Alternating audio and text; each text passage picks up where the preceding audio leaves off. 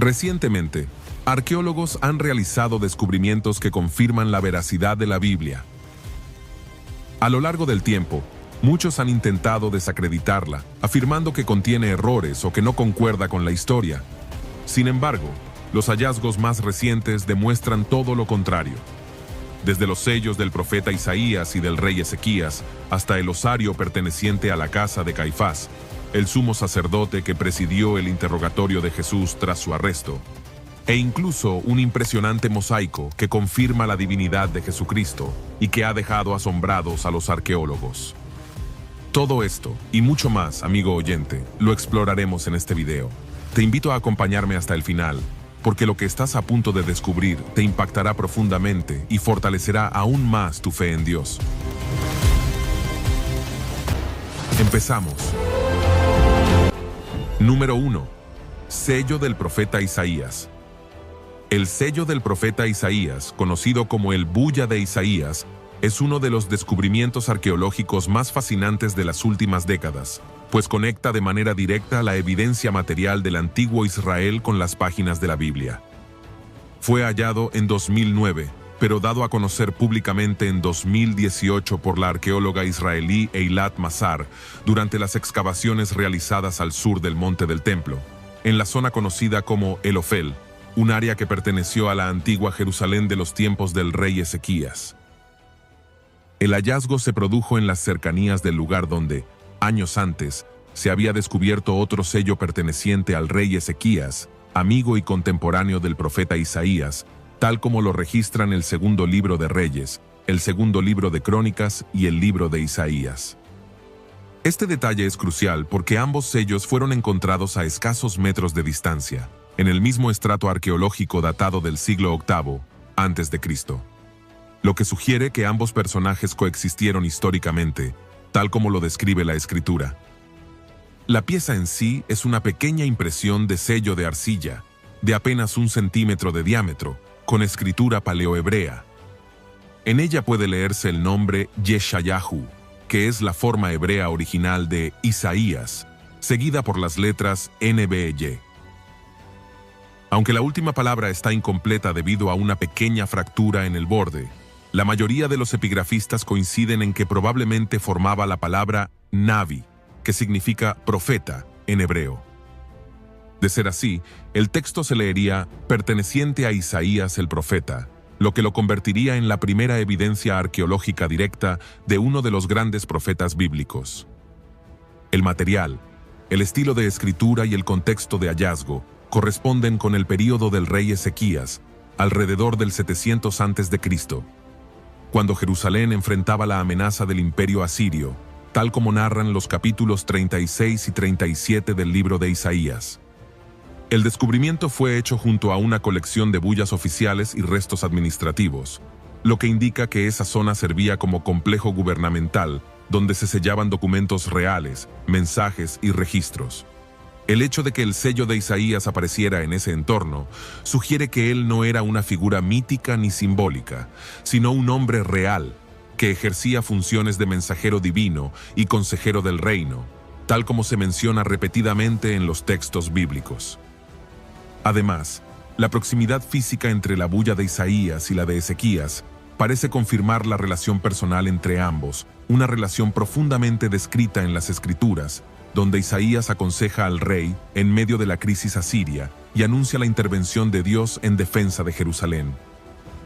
Este hallazgo, aunque pequeño en tamaño, tiene un enorme peso histórico y teológico.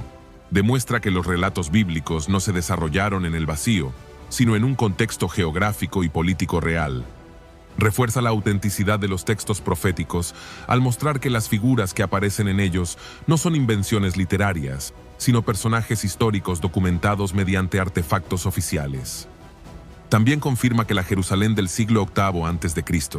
fue una ciudad administrativa desarrollada, con un sistema de sellos y registros compatible con la organización descrita en la Biblia.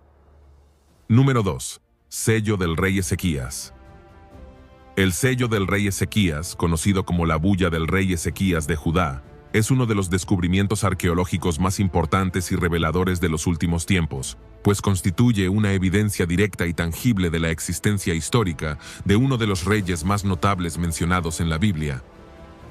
Fue hallado durante las excavaciones arqueológicas dirigidas por la doctora Eilat Mazar en el área de Ofel, situada entre la ciudad de David y el Monte del Templo, en Jerusalén, exactamente donde se encontraba el antiguo palacio real de los reyes de Judá. Este hallazgo se realizó entre los años 2009 y 2010, pero fue dado a conocer públicamente en 2018, cuando el anuncio alcanzó repercusión mundial tras su verificación por parte de la Universidad Hebrea de Jerusalén y su presentación oficial en una conferencia arqueológica internacional, despertando enorme interés por su conexión con los relatos bíblicos y con el posterior descubrimiento del posible sello del profeta Isaías. La bulla, una pequeña impresión de sello hecha en arcilla, mide aproximadamente 1 centímetro de diámetro y fue utilizada originalmente para sellar documentos oficiales, como decretos o correspondencia real. En ella aparece un texto inscrito en escritura paleohebrea que dice: perteneciente a Ezequías, hijo de Acaz, rey de Judá. Una frase que coincide palabra por palabra con la descripción bíblica de este monarca mencionado en Segunda de Reyes, Segunda de Crónicas y en el libro de Isaías, donde se narra su reinado, sus reformas religiosas y su alianza con el profeta Isaías durante la invasión del rey asirio Sennacherib. El contexto del hallazgo es igualmente significativo. La bulla fue encontrada dentro de una colección de sellos y restos administrativos, lo que confirma que el área funcionaba como oficina real en tiempos del siglo VIII a.C., exactamente la época del reinado de Ezequías. Esto encaja con el relato bíblico que describe a Jerusalén como una ciudad fortificada y administrativamente avanzada, rodeada por murallas que el propio rey reforzó y con una estructura burocrática organizada para atender los asuntos políticos, religiosos y militares. Lo más impactante de este hallazgo es su correspondencia directa con las Escrituras. El nombre del rey, su linaje, su título y su ubicación coinciden plenamente con los registros bíblicos. Además, el hecho de que, en la misma zona arqueológica, a escasos metros, se descubriera posteriormente la posible bulla del profeta Isaías, su contemporáneo y consejero, refuerza la conexión histórica entre ambos y da un enorme respaldo a la narrativa bíblica sobre sus encuentros durante la crisis de Asiria. Este doble hallazgo, el del rey y el del profeta, constituye una confirmación material extraordinaria del relato bíblico, donde ambos actúan juntos buscando la intervención divina frente al ejército enemigo. En el segundo libro de Crónicas, capítulo 32, versículos 20 y 21, leemos: Mas el rey Ezequías y el profeta Isaías, hijo de Amós, oraron por esto, y clamaron al cielo, y Jehová envió un ángel, el cual destruyó a todo valiente y esforzado, y a los jefes y capitanes en el campamento del rey de Asiria. Estimado oyente, desde el punto de vista histórico y teológico, la bulla del rey Ezequías confirma que los relatos bíblicos sobre los reyes de Judá no son simples leyendas tardías, sino registros basados en personajes y gobiernos reales, con estructuras políticas y símbolos de autoridad verificables. Cada detalle, desde la arcilla endurecida hasta la forma del sello, habla de un contexto coherente con el período bíblico y de un monarca que no solo existió, sino que marcó profundamente la historia espiritual de Israel. Hoy el sello del rey Ezequías se conserva en el Museo de las Antigüedades de Jerusalén y es considerado una de las piezas más valiosas jamás encontradas en el territorio bíblico. Su autenticidad ha sido verificada por diversos laboratorios y expertos epigráficos. Para muchos arqueólogos creyentes, este diminuto fragmento de arcilla es una evidencia poderosa de que la Biblia no es un relato mítico o simbólico, sino un registro histórico respaldado por objetos concretos que han sobrevivido casi 3 milenios. Número 3. El Arco de Tito. El Arco de Tito es uno de los monumentos más importantes del Imperio Romano y, al mismo tiempo, una de las pruebas arqueológicas más contundentes que confirman los relatos bíblicos sobre la destrucción de Jerusalén y del templo en el año 70 después de Cristo, tal como lo profetizó Jesús en los Evangelios. Este arco triunfal se encuentra en Roma, en la vía sacra del Foro Romano, y fue erigido por el emperador Domiciano alrededor del año 81 después de Cristo. Para conmemorar las victorias militares de su hermano, el general y luego emperador Tito Flavio, quien dirigió el sitio de Jerusalén durante la rebelión judía contra Roma. Tallado en mármol blanco y ricamente decorado, el arco de Tito contiene en su interior una serie de relieves que representan con asombroso detalle el saqueo del Templo de Jerusalén. En una de sus escenas más famosas, se puede ver a soldados romanos llevando los tesoros sagrados del templo, el candelabro de 7 brazos, menorá, la mesa de los panes de la proposición y las trompetas de plata, objetos mencionados repetidamente en el Antiguo Testamento y que formaban parte del mobiliario del santuario de Dios. Los soldados avanzan en procesión triunfal bajo los arcos de Roma, cargando los utensilios sagrados como botín de guerra, mientras el pueblo celebra la victoria. Este relieve es la representación visual más antigua conocida de la menorá del Segundo Templo, y su presencia en el arco coincide de manera exacta con el relato bíblico y con la profecía pronunciada por Jesús en Mateo capítulo 24 versículos 1 y 2. Cuando Jesús salió del templo y se iba, se acercaron sus discípulos para mostrarle los edificios del templo. Respondiendo él, les dijo: ¿Veis todo esto? De cierto os digo que no quedará aquí piedra sobre piedra, que no sea derribada. 40 años después, en el año 70 después de Cristo, esta profecía se cumplió literalmente con la destrucción total de Jerusalén por las legiones romanas bajo el mando de Tito, hecho registrado por el historiador judío Flavio Josefo, quien fue testigo ocular del sitio. El arco, por tanto, constituye un testimonio arqueológico directo de ese acontecimiento histórico que la Biblia había anticipado siglos antes. No solo confirma la existencia del templo y sus utensilios sagrados, sino también su saqueo y destrucción, validando así el cumplimiento exacto de las palabras de Jesús. Además, muestra que los romanos reconocieron este hecho como una de sus grandes victorias imperiales, dándole un lugar de honor en el corazón de Roma, lo que coincide con la magnitud de la tragedia descrita por las Escrituras y por los cronistas judíos.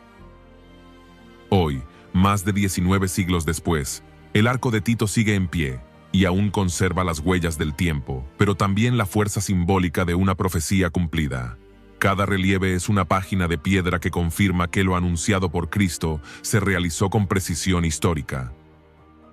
Para los creyentes y estudiosos de la Biblia, este monumento no es solo una obra de arte romano, sino una prueba visible de que la palabra de Dios se cumple, y que incluso los imperios más poderosos terminan dando testimonio, sin saberlo, de la veracidad de las profecías bíblicas. Número 4. Mosaico de Dios Jesús Cristo en Meguido. El mosaico de Dios Jesús Cristo en Meguido es uno de los descubrimientos arqueológicos más notables del cristianismo primitivo y constituye una evidencia material temprana de la fe en Jesús como Dios, mucho antes de que el cristianismo se convirtiera en religión oficial del Imperio Romano. Fue hallado en 2005 durante excavaciones realizadas por la Autoridad de Antigüedades de Israel en el sitio de Tel Meguido, al norte del país, en el valle de Jezreel, una zona de gran relevancia bíblica y profética. Lo extraordinario es que el mosaico fue descubierto bajo una prisión moderna, mientras se realizaban obras de ampliación del penal. Los arqueólogos encontraron los restos de un edificio del siglo III después de Cristo, aproximadamente del año 230, que fue identificado como una sala de oración cristiana o una iglesia doméstica, es decir, un lugar de culto utilizado por una pequeña comunidad cristiana antes de la legalización de la fe cristiana por el emperador Constantino. El suelo del edificio estaba cubierto por un hermoso mosaico de piedras de colores con figuras geométricas, peces, símbolo temprano del cristianismo, y varias inscripciones en griego. La más importante de estas inscripciones dice literalmente: la devota Akeptos ha ofrecido la mesa al Dios Jesús Cristo como memorial. En griego, Akeptos, heteosebes, prosenechen tu trapesan tu Deo Jesou Cristo eis mnemosinon. Este texto es de una relevancia histórica y teológica enorme, porque es la mención más antigua conocida donde Jesús es llamado explícitamente Dios, Theos, en una inscripción arqueológica. Esto demuestra que ya en el siglo III, las comunidades cristianas no solo creían en Jesús como Mesías o Señor, sino que lo adoraban como Dios mismo, confirmando así la continuidad de la fe trinitaria que más tarde sería definida en los concilios ecuménicos. El nombre Akeptos pertenece a una mujer benefactora, descrita como Theosebes, temerosa de Dios, lo que indica que las mujeres tenían un papel activo en las primeras comunidades cristianas. Ella habría donado la mesa o el altar usado para la cena del Señor o las comidas comunitarias, lo cual se menciona como ofrecida al Dios Jesús Cristo como memorial, lenguaje muy cercano al usado por el propio Jesús en la última cena. Haced esto en memoria de mí. Los investigadores han fechado este sitio hacia el año 230 después de Cristo, basándose en la cerámica, las monedas y el estilo del mosaico. Esto lo convierte en uno de los lugares de culto cristiano más antiguos jamás hallados. El edificio parece haber sido abandonado y cubierto antes de la persecución de Diocleciano, cuando los cristianos aún eran perseguidos por el Imperio Romano. Amigo oyente, la importancia espiritual y arqueológica del mosaico es inmensa, ya que confirma que el culto a Jesús como Dios no fue una invención tardía, sino una convicción temprana de los creyentes que vivieron apenas 2 siglos después de Cristo. Esto encaja perfectamente con las palabras del Evangelio de Juan capítulo 1, versículos 1 y 14. En el principio era el Verbo, y el Verbo era con Dios, y el Verbo era Dios. Y aquel Verbo fue hecho carne, y habitó entre nosotros, y vimos su gloria, gloria como del unigénito del Padre, lleno de gracia y de verdad. En 2024, el mosaico fue trasladado temporalmente a los Estados Unidos y exhibido en el Museum of the Bible en Washington, D.C., bajo el título The Megiddo Mosaic, Foundations of Faith, donde continúa siendo objeto de estudio y admiración por creyentes y académicos. En resumen, el mosaico de Megiddo no solo es una joya arqueológica, sino una confirmación histórica del testimonio cristiano primitivo, que demuestra cómo, aún en tiempos de persecución, los seguidores de Jesús en Israel ya lo proclamaban como Dios. Número 5. La estela de Merneptah. La estela de Merneptah es uno de los hallazgos arqueológicos más importantes relacionados con la historia bíblica de Israel, pues contiene la referencia más antigua conocida al pueblo de Israel fuera de la Biblia. Fue descubierta en 1896 por el arqueólogo británico Flinders Petrie en el templo funerario del faraón Merneptah, ubicado en Tebas, actual Luxor, Egipto, y hoy se conserva en el Museo Egipcio de El Cairo. La estela, una gran losa de granito negro de más de 2 metros de altura, fue erigida por Merneptah, hijo y sucesor de Ramsés II, alrededor del año 1208 a.C. En ella, el faraón celebra sus victorias militares sobre varios pueblos de Canaán y Libia, describiendo con orgullo cómo sometió a distintas ciudades y tribus de la región. Sin embargo, lo que la hace única es una línea al final del texto donde se menciona explícitamente el nombre Israel, escrito en jeroglíficos como Isrir o Isrir. El fragmento más famoso de la inscripción dice: Israel ha sido devastado, su semilla no existe. Aunque el texto refleja la propaganda típica de los faraones, que solían exagerar sus triunfos, su importancia radica en que menciona a Israel como un pueblo ya establecido en la tierra de Canaán. A fines del siglo XIII a.C., apenas unas décadas después del Éxodo según la cronología bíblica tradicional. Además, los signos jeroglíficos usados para escribir el nombre de Israel no lo presentan como una ciudad ni como un territorio, sino como un grupo étnico o pueblo, lo que encaja con la descripción bíblica de los israelitas en su etapa tribal antes de tener un reino organizado. Esto convierte a la estela de Merneptah en una prueba arqueológica independiente que confirma la existencia histórica del pueblo de Israel en el mismo período en que el Antiguo Testamento lo sitúa en Canaán. Es, hasta hoy, la primera mención extrabíblica de Israel que se ha encontrado, anterior por varios siglos a cualquier otra inscripción conocida. Desde una perspectiva bíblica, Este hallazgo es de enorme relevancia porque demuestra que Israel no es una creación tardía ni un mito literario, sino un pueblo real, reconocido por las potencias vecinas en la misma época en que los textos sagrados describen su formación. Además, la datación de la estela coincide con los tiempos de los jueces, cuando Israel aún no tenía rey, lo que armoniza con el desarrollo histórico que presenta la Biblia tras la conquista de Canaán. Número 6. El osario de la casa de Caifás. El osario de la casa de Caifás es uno de los descubrimientos arqueológicos más notables relacionados con el Nuevo Testamento, pues conecta directamente con uno de los personajes más mencionados en la Pasión de Cristo, el sumo sacerdote Caifás, quien presidió el juicio religioso contra Jesús antes de ser entregado a Pilato. Fue descubierto en 1990, durante unas excavaciones accidentales realizadas por obreros en el barrio de Peace Forest, Bosque de la Paz, al sur de Jerusalén, cuando trabajaban en la construcción de una carretera. Al excavar, se halló una tumba familiar del siglo I después de Cristo, tallada en la roca, que contenía 12 osarios, cajas de piedra caliza utilizadas para guardar los huesos después de la descomposición del cuerpo. Entre esos osarios, uno destacó por su belleza y ornamentación, decorado con intrincados motivos florales y rosetas, típicos de las familias sacerdotales de la época. En uno de sus lados aparecía una inscripción en hebreo-arameo que decía Yehosef bar Cayafa, es decir, José hijo de Caifás.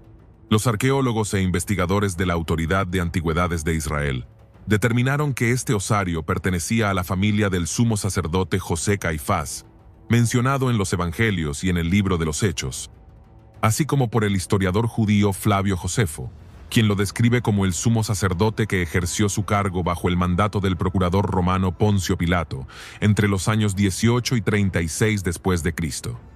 El análisis de la tumba, junto con la riqueza y el estilo del osario, llevó a los especialistas a concluir que pertenecía a una familia de alto estatus social y religioso, lo que encaja perfectamente con la posición de Caifás en la Jerusalén del siglo I. En el interior del osario se encontraron huesos de 6 personas, incluyendo los de un varón de unos 60 años, que muchos identifican como el propio Caifás. Este hallazgo es sumamente relevante porque ofrece una confirmación arqueológica directa de la existencia histórica de Caifás, el mismo hombre mencionado en los Evangelios durante el proceso de la crucifixión de Jesús. El osario, junto con su inscripción, demuestra que Caifás no fue una figura literaria inventada, sino un personaje real que vivió en el tiempo exacto descrito por el Nuevo Testamento, en pleno dominio romano sobre Judea. Además, el descubrimiento arroja luz sobre las costumbres funerarias judías del siglo I, mostrando cómo las familias acomodadas utilizaban osarios ricamente decorados para sus entierros. El hecho de que la inscripción incluya tanto el nombre hebreo José como el apodo familiar Caifás coincide con el modo en que el Nuevo Testamento lo menciona, identificándolo precisamente como Caifás, el sumo sacerdote. Hoy, el osario de Caifás se encuentra en el Museo de Israel, en Jerusalén, y es considerado una de las piezas más valiosas que confirman la historicidad de los relatos evangélicos. Número 7. Anales de Esaradón. Los anales del rey asirio Esaradón constituyen una de las fuentes históricas más valiosas para comprender el período bíblico del siglo VII a.C., y aportan una fuerte confirmación externa de varios hechos y personajes mencionados en las Escrituras. Estos anales, escritos en tablillas de arcilla con escritura cuneiforme, fueron descubiertos en Nínive, la capital del Imperio Asirio, y también en otras ciudades como Nimrud y Asur, y actualmente se conservan en el Museo Británico y el Museo de Berlín. Esaradón fue hijo de Senaquerib, el mismo rey asirio que, según la Biblia, sitió Jerusalén durante el reinado de Ezequías. Esaradón gobernó Asiria entre los años 681 y 669 a.C., y sus anales registran sus campañas militares, conquistas y proyectos de reconstrucción, así como la reorganización del imperio tras la muerte de su padre. Lo que hace especialmente significativo este hallazgo es que los textos confirman varios eventos paralelos a los narrados en la Biblia, incluyendo la muerte violenta de Senaquerib a manos de sus propios hijos, hecho mencionado con precisión en el relato bíblico, Los anales relatan cómo, tras el asesinato de Sennacherib, Esaradón logró consolidar el trono en medio de una guerra civil interna, venciendo a sus hermanos rebeldes y estableciendo nuevamente la autoridad asiria. Esta coincidencia histórica refuerza la exactitud de los registros bíblicos que describen el mismo suceso. Leamos en el segundo libro de Reyes, capítulo 19, versículos 36 y 37. Entonces Sennacherib, rey de Asiria, se fue y volvió a Nínive, donde se quedó. Y aconteció que mientras él adoraba en el templo de Nisroch su dios, Adramelech y Sarecer sus hijos lo hirieron a espada y huyeron a tierra de Ararat, y reinó en su lugar Esaradón su hijo. Lo más relevante es que los anales de Esaradón también mencionan explícitamente a Manasés, rey de Judá, confirmando su existencia y su relación política con el imperio asirio. En uno de los textos, conocido como la Inscripción de Prismas de Esaradón, el monarca asirio enumera a los 22 reyes vasallos del occidente que estaban bajo su dominio y le enviaban tributos, materiales y mano de obra para la construcción de su palacio en Nínive. En esa lista aparece claramente el nombre Minasi Sar-Yaudi, que está escrito en acadio, el idioma oficial del imperio asirio, y que traducido sería Manasés, rey de Judá. El texto cuneiforme dice: reuní a los reyes del país de Hati y de la región más allá del mar, Baal, rey de Tiro, Manasés, rey de Judá, Caush-Gabri, rey de Edom, Musuri, rey de Moab. Todos ellos trajeron pesadas ofrendas y materiales preciosos para la edificación de mi palacio en Nínive. Esta inscripción es de enorme valor histórico, pues muestra que Manasés fue un rey real y reconocido internacionalmente, vasallo de Asiria, lo cual encaja perfectamente con la descripción bíblica.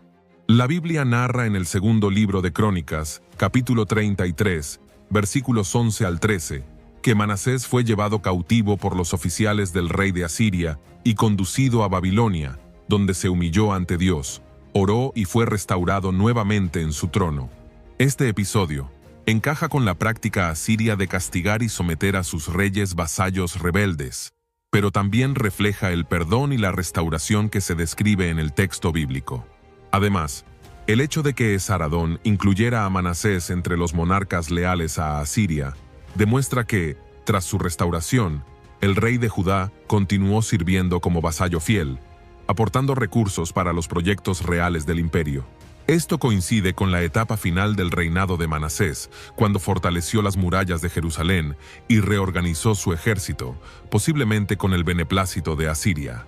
Por tanto, estimado oyente, los anales de Esaradón no solo confirman la existencia de Manasés, rey de Judá, sino también su relación política con Asiria, su sometimiento y su papel dentro del sistema de reinos vasallos del imperio. Este detalle, grabado en arcilla hace más de 2600 años, armoniza plenamente con los relatos bíblicos y refuerza la veracidad histórica de las Sagradas Escrituras, demostrando que las narraciones del libro de Crónicas reflejan con precisión los acontecimientos de su tiempo. Y aunque muchos intenten negar la autenticidad de la Biblia, los descubrimientos arqueológicos demuestran una y otra vez que sus hechos son reales. Cada hallazgo confirma que los personajes, los reinos y los eventos mencionados en las Escrituras existieron tal como fueron escritos. La evidencia histórica y material respalda lo que la fe ya sabía. La Biblia es verdadera y confiable en todo lo que declara. Así llegamos al final de este video. Te agradezco de corazón por habernos acompañado hasta el final. Te invito a compartir esta enseñanza para que más personas sean edificadas y puedan reflexionar en la palabra de Dios. Nos vemos en el próximo video, y que la paz del Señor esté contigo y con toda tu familia, hoy y siempre. Que Dios te bendiga abundantemente.